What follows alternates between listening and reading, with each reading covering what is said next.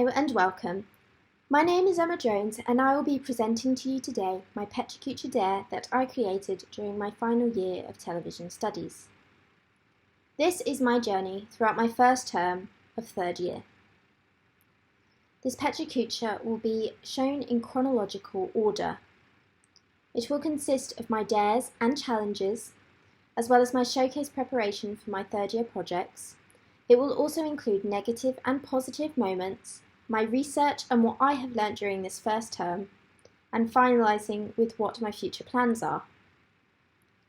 Now here are a few things that you need to know about me. I am a French television student at Falmouth University. I am currently doing my third and final year. My original plan was to go into marine and natural history photography, after doing a 3-year course in photography and earning 2 degrees, but my curiosity for television was a lot stronger. I started by doing my first dare, where I worked on the words road trip, music and the colour purple. This was a true test for me and it made me use my creativity and imagination. I had to create a one-pager, where I used the colour as a base, images and a full description of my idea. I then went on to doing an unconscious bias test. Now this was very new to me, although it is in my life on a daily basis, I was completely unaware of the importance of this topic. I have now learnt to listen more to others and always use the MVC process when necessary. I am also very careful with my own thoughts and comments and try to minimise any unconscious bias from my part. I then went on to doing a PetchaKutcha. This was my first time making one and I found it very interesting because although it was about me, talking for 20 seconds per topic was very difficult, but it did teach me how to highlight what was important to share to others and avoid any rambling. I then went on to doing my last dare. This was a dare that made me work with people that I'd never worked with before. We had communication on our roles and ideas and came up with a topic on breast cancer awareness. We had to create something that was only 2 seconds per frame and had no music, so we had to be very creative and think of something short but was also on topic. Now let's talk about my roles. I am doing 2 projects this year. I am working on a drama called Depose, where I will be producer, and a documentary on how COVID has changed the racing industry, where I am also a producer and I will also be a self-director. As a producer, I have to work with a lot of paperwork, but I am also working on casting, contributors and actors, as well as location scouting, and my main work will be budgeting on both of my projects. For my documentary, I am a self-director. This means that I will be doing the whole shoot alone.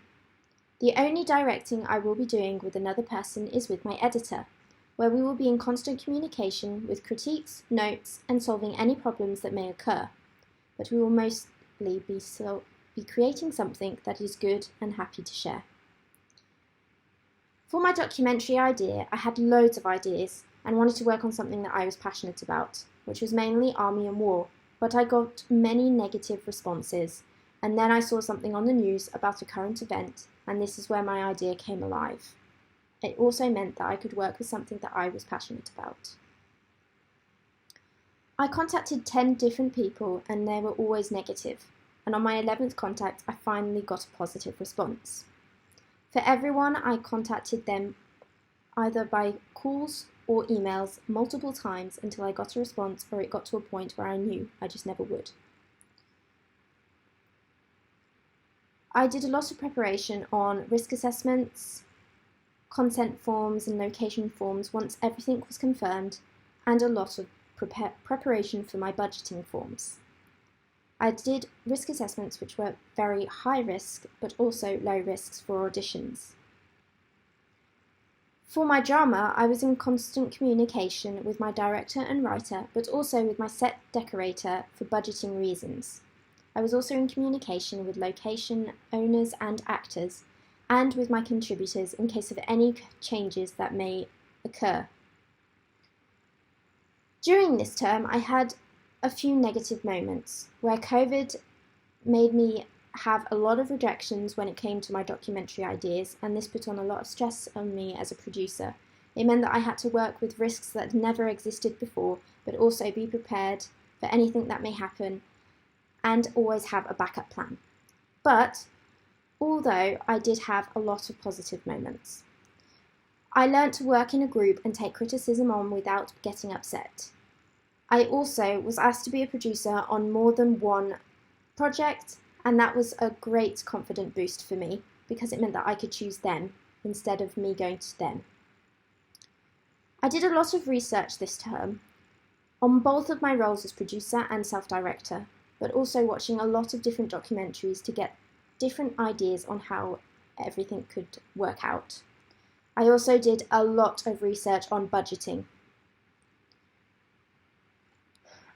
This term I learnt how to listen to others. Working in a group is very difficult for me.